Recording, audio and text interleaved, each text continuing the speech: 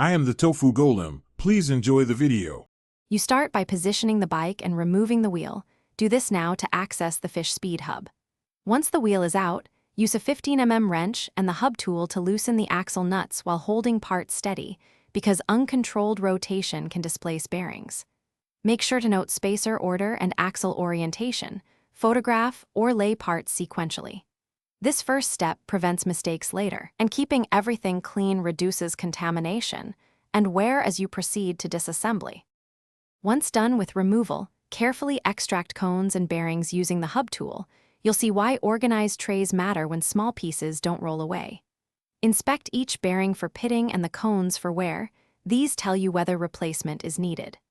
Clean the hub shell and internal surfaces with degreaser and a rag, then dry thoroughly because trapped solvent causes rust. Make sure to apply a light, even coat of grease to bearings and raceways so reassembly runs smoothly and friction is minimized. You'll reassemble by seating bearings and cones in their original order, hand-threading the axle and spacers so tolerances stay consistent. Then adjust cone per load. Tighten until play disappears, then back off just enough for a smooth, free spin. This balance ensures longevity and performance. Torque the axle nuts to the Fisch specification to lock settings.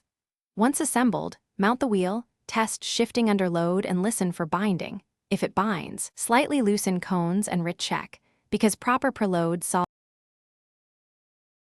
Thanks for watching. Consider subscribing if we helped you today.